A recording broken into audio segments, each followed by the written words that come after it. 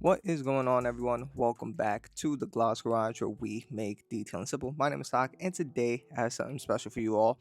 So we're going to jump right into it, and this is what I believe every beginner detailer should know: is how to properly decontaminate and deep clean your car's paint. And this process only takes max up to an hour. And these are the products that I use in my detailing business to make me very efficient. And also, you can use similar products, like if you're using an acidic soap, you could use CarPro Descale or Detail Co's acidic wash or Chemex, stripes, stars and stripes. It just depends on the product that you're using. Use from whatever company that you have. You don't have to run out and buy the stuff that I have here. I'm just showing you the processes that I have and the chemicals that I use to make me the most efficient. And you could do this all within 1 hour. You could deep clean and decontaminate your car within an hour time. So let's jump right into the video. All the products that I'm using today, you could get at thehouseofrags.com and just use code DMS at checkout for 10% off. Let's dive in straight to the wheels and tires. And if I'm doing a traditional 2 bucket wash method, or if I'm using a garden hose or a pressure washer, I am typically going to do the wheels and tires first. That is what I found best works for me. And also here I am using the Maniacs wheel and tire cleaner, which to me is one of my favorite wheel and tire cleaners to date, and I have it diluted in a 1:5 dilution ratio. I always have it standard like that for my detailing business, just because I never truly know the condition of how the wheels and the tires are going to come when a customer tells me it's not that bad. I just want to prepare for the worst. And in this dilution ratio, the product is still super economical. Now, if you are a enthusiast and you know you wash your vehicle once or twice a week and it's not really ever gets that dirty, a 1 to 10 dilution ratio works phenomenally well as well. Now, in terms of the brushes that I'm using here, I'm using the flagtip nylon brush from DIY Detail, the easy detail brush for the barrels, and then for the face of the tires, I'm using the Tough Shine tire brush, and Detail Co has their own tire brush as well that you can get on their website at the House of Racks. And here you see the amount of browning that the wheel and tire cleaner produces, and it just has an amazing fragrance that it doesn't have a kickback to a smell. Like, it just smells like an elegant type of product, and the results speak for themselves. For a vehicle that isn't really truly that dirty, look how easily it took out that browning and how quickly it removed that brake dust around the rims and just left the paint, or I'm sorry, just left the wheels and tires looking amazing. All right, everyone, as we move on to the contact wash, for my beginner detailers out there, this is going to be a little bit confusing, but out there, there's something called a 2 pH wash, and it is something that is called a 2 pH wash because we are using a high alkaline soap for the first step, and then we're using a low acidic soap for the second step to tackle two different types of contamination that is on your paint. Now, there is also a misconception out there in the detailing world that everybody is doing a 2 pH wash every single wash. And no, we are not. The 2 pH wash is only something that you'll do quarterly, say every 3 to 4 months, the same way you only clay your vehicle every 3 to 4 months. This is just helps deep clean the pores of the paint and tackle those specific organic or inorganic chemicals depending on what is on the paint. And I'm sorry, I know I said chemicals, I meant contamination that is embedded on your car's paint. Now, I did forget to record the actual first step where I applied Primus first and then I rinsed off the entire panel. And this is my second time applying Labo Cosmetica Primus, which is their alkaline soap. And this vehicle, as you saw in the walk around, had a lot of tree sap, dirt, grit, and grime on the paint. So first I let that dwell for about 2 minutes and then I rinsed it off, and the paint is pretty much 90% clean. All that's left is a traffic film, and I respray Primus one more time as you saw here, and I am just doing the contact wash at this point. And when your vehicle is super dirty like this and you're doing a deep clean on your car's paint, you want to do the contact wash with the alkaline soap, so that way we could break down and get rid of all that traffic film that's left over. So when we're ready to do our acidic wash, the acidic chemical can dwell on the paint longer. The cleaner the surface is, the better the acidic soap will penetrate those water minerals, which I will talk about later. Now, here is once you do your contact wash, just follow the same guidelines, a 2 bucket wash method. I have the 2 buckets right over there on the side. I clean my mitt, dump it into the wash bucket after I use the rinse bucket, and then do my contact wash right there. And inside my bucket, I have Pan, the organizers, clean shampoo, and that is a pH neutral soap because you need to have a balance, right?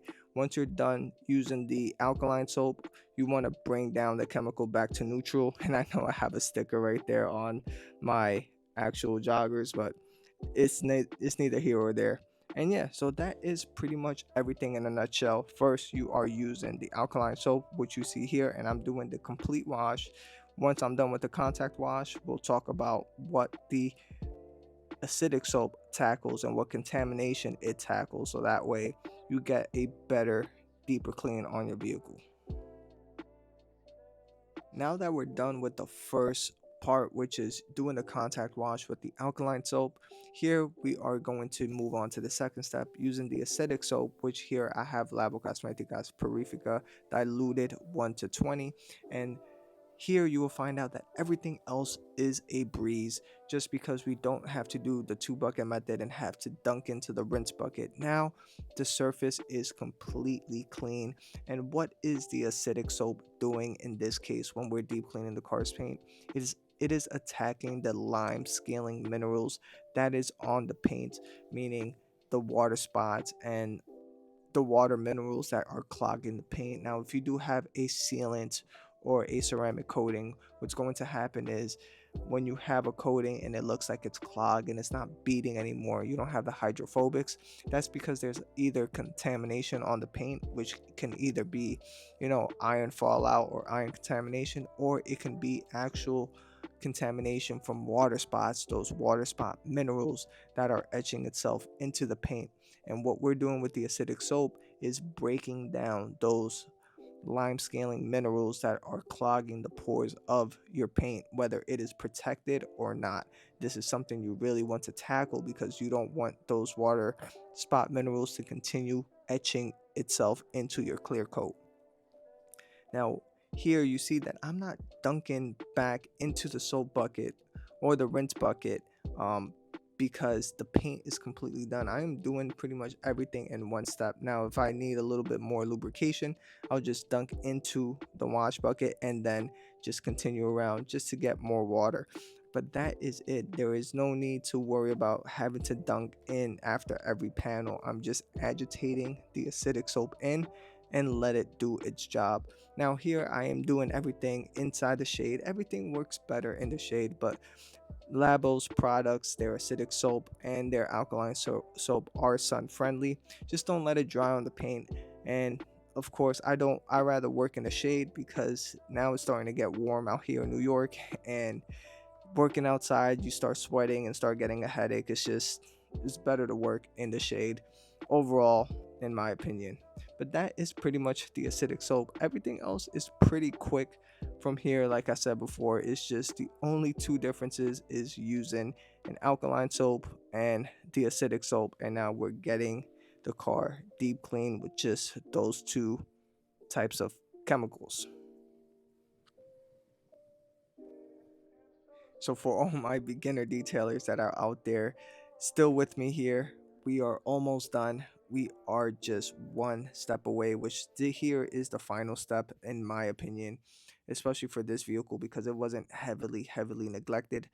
Um, we are using an eye remover with a clay towel. Yes, you heard me right. We're not spraying the whole eye remover on the paint, letting it dwell, rinsing it off, and then doing the clay media. We are doing and knocking out two birds with one stone. Now, not all eye removers are compatible with a clay media or a clay towel. So, for my favorites that I enjoy using is Age of Iron from Detail Code, DIY Details, Iron Remover, Mild Deep Iron Remover, Phoenix EOD's Furies, and then here I'm using Labo's Sidero, which is diluted 1 to 4. And in a way, Sidero is hitting it with a triple whammy, if you like to say, because their iron remover does have some lime scaling removal capabilities. So yes, we did the acidic wash to attack those lime scaling and water spot minerals, and here we are pretty much doing it again with their iron remover because they have it mixed in their formula for that specific reason, and it just works amazingly well in a 1 to 3 dilution ratio. And here, once I spray it onto the paint, as you see, I'm just rubbing the paint with the clay towel. No pressure whatsoever. Just let the clay towel do the work. You will not get any marring. And the great thing about this is it looked like some of those tree saps that was on the paint in itself was fairly fresh, and the clay media did an amazing job on removing pretty much most of it with ease. That's it. After that, the paint felt buttery smooth, and you just go around the entire paint. That is pretty much it. Rinse off before it fully dries on the paint. Sidero is one of those few iron removers that it could dry on the paint. Just make sure you just rinse it off. Don't let it fully dry and etch in direct sunlight. Just, of course, work within your means and understand that it's still a chemical at the end of the day. The same way you get those water spot etchings after you use a soap wash and you let it sit in the sun for 15-20 minutes, it's kind of hard to rub off. It's the same thing with the chemical that you're using here. And yeah, that is pretty much it. We are done in the long run. Now, if you are in a pickle or you're going to polish a paint, you can use an actual dedicated water spot remover after this, which you can use DIY Detail Water Spot Remover or a Nedho from Labo Cosmetica to really just focus in and dial in to like destroy the water spot minerals. But in this case, the vehicle wasn't that bad, and it's not that we're cutting corners, it's just more of understanding when to stop. As a beginner detailer, you don't have to go the full 9 yards every single time because you will be wasting your time, especially money, if you're just doing the full 9 yards just because you want to. It's not because you want to, it's what the car is telling you it needs, and you will develop that skill over time.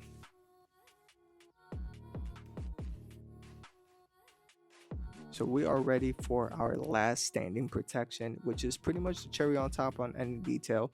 But in this case, I'm using a spray on rinse off formula, which I'm using Beneficia from Labo, and you're gonna get about maximum 2 months of protection on a daily driver. Don't expect a product like this to, perform miracles. Now, something like this that's equivalent is DIY Detail Quick Beads, Detail Codes Infinity. You can even use Gion Wet Coat, or even I'm Josh V's Quiver. Something like this is just you spray it on and rinse it off, and it activates itself with water. Now you see that there was no crazy amount of water beatings, but the more that we spray and activate that ceramic protection that is in the formula, more of those beads start to show up. And I love this method, especially for my decon washes and when my customer doesn't want to get a ceramic coating or a true ceramic sealant. This is a great way to add some protection, and also you're not going to need a drying aid after this. What's going to happen is you're just going to use your drying towel and just dry the vehicle right away. Why don't you need a drying aid? Because this formula leaves the paint super slick. That's how it leaves the paint super slick, and all you need to do is just no pressure, let the towel do the work, and dry the vehicle as need be. But just look at the amount of water beading that is happening right here on the paint. And also you're gonna compare it to the front fender, which I haven't applied nothing to, and it is completely flat. And I will spray some Beneficia on there, and you'll see how quick the water beads are, and I will show you how the water beading look once I'm done spraying the entire vehicle.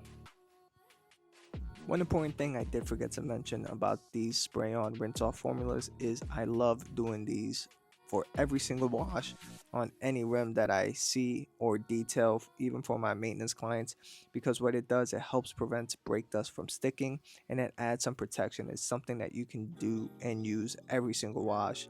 And for the wheels and rims, it's probably going to last a max of, say, probably 2 weeks, because it does get really hot and super dirty and filled with contamination. But that is just something to know. It's definitely going to protect your rims in the long run. This is how the entire vehicle looks once it is sprayed and rinsed with that spray and rinse formula. Nice, tight, and round water beads. And one thing I enjoy about this process, doing the whole deep cleaning and decontamination, is that whatever last standing protection that you decide to put on the paint, it's going to adhere best, because there is no contaminants interfering with the bonding onto the paint. And also, on top of that, durability claim will be close to what it says it's going to be, because now the surface is completely bare and clean, and just the tight water beads just look so amazing coming off of the paint. Now, in terms of the drying process, like I stated earlier, you will not need a drying aid, because with the spray and rinse formula, what happens is the paint feels super slick. Now, if you're going to use a ceramic sealant of choice, typically you want to use the ceramic sealant as, say, a drying aid, meaning you're going to spray 1 to 2 sprays on a wet panel and then dry it with your towel, and then probably double down afterwards for a dry application, so that way you get the maximum durability of your ceramic sealant.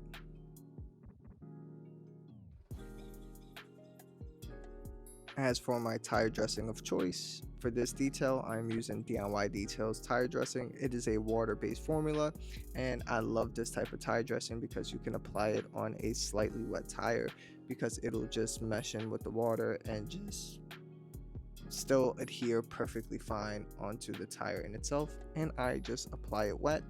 That way, once it is completely dry, you will see on the walk around on the nice dark sheen it leaves behind.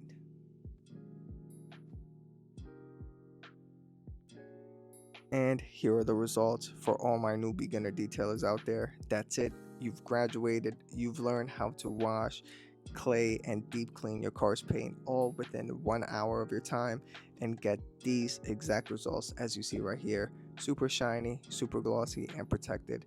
Now, all the products you could get down below in the description. Just use code DMS at checkout at the House of Rags for 10% off, and just use whatever detail company of your choice that you support. And that is pretty much it. Now, one thing to note is I like what Honda did with their trim. It's like some textured trim. It's not a pure piano black trim. And yeah, that's pretty much it. Hit that like button, hit the subscribe button, and I will see you all on the next one. Peace. Hopefully you found this informative and helpful.